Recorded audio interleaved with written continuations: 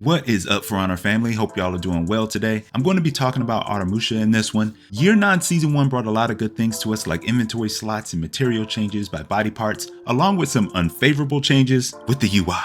It also brought to us some impactful hero patch notes, and that's where Aramusha comes in. So Aramusha received an external pressure easy button with this unblockable finishers. Adding another unblockable to a hero is groan inducing, but what this change does for Aramusha is add some fun variety to his deadly feint capability, give him a means to threaten opponents on his finisher without relying on the zone to get a reaction, and gives him more external pressure options. Just to note, there were no damage number changes. It's a sizable buff for him in my opinion, and it makes him a stronger duelist and team fighter. I mentioned these changes in my Year 9 Season 1 recap, but we'll quickly go over them here since we will look at what he looked like before and after, and you can be the judge if you like or dislike these changes. So now, in Year 9 Season 1, heavy finishers are now unblockable. Zone's second hit can now access deadly feints. Heavy openers, finishers, and infinite chain lights have increased forward movement, attack trajectories are improved, and increased attack range on Ring the Bell. Ring the Bell is a much better tool now, not only because of the increased attack range, but because of Aramusha's other changes also made this move stronger, and we're going to get into that. So let's look at Aramusha before Year 9 Season 1.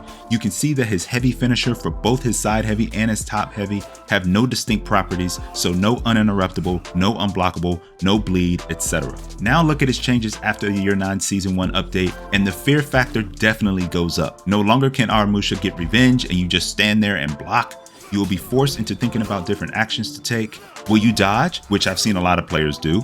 Are you reading and hoping for the deadly soft feint? Will you parry? Will you attack thinking he will hard feint? Those are things to think about when going against it. You can't just relax and block, and that's a good thing for Aramusha's. Let's look at his changes to the second hit of his zone. Sure, he has the recovery blade blockade to catch heroes who dodge attack, but he didn't have anything else to go with it besides that. The best he could do was feint the unblockable and go right into Ring the Bell, which isn't a bad option because it's fairly smooth to pull off in game. The thing about it is that the sequence of moves got even better with the update. Now let's look at the changes after the Year 9 Season 1 update. There's two facets to this change that make it impactful. The first is being able to deadly feint, which is Aramusha's soft feint, into a light in another direction. I love this in a lot of ways. If you watch my videos for any period of time, I always talk about how I love when they show off the hero's mastery of the weapon within the identity of the hero. And being able to adjust off of the unblockable second hit of the zone into a deadly feint delivers on that. It's a great add to Aramusha. The beauty of this zone change is it doesn't remove the ability Aramusha had prior to these changes,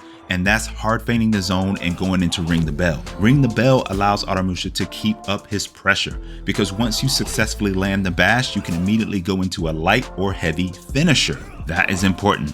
Check this out. Being able to go into a heavy finisher allows you to get right into his new unblockable and therefore sustain pressure. The only thing you need to remember is that you have to throw the finisher unblockable in the same direction your guard was in when you landed your Ring the Bell move. If you throw it in a different direction, it will not be unblockable. Little variances like this are good because it can force players to be more aware to get the follow-up they desire, and honestly, things like this is what separates really good players from good players, because really good players are able to consistently pull off the right move in the right situation. Let's look at the Ring the Bell changes from before. Pay attention to the distance traveled. I tried to get y'all comparable visuals so you could see the distance travel before compared to after. You can see how short of a distance you travel when you're trying to pull off the move, and that distance is everything. Just think about Hatun's kick. I still think her kick tracks way too well. But anyways, I want to stick on Aramusha, but that kick, I want your thoughts on that kick. With Aramusha, they wanted and fairly needed to address the short distance of Ring the Bell, so I welcome this change. So now let's look at what it looks like starting in Year 9.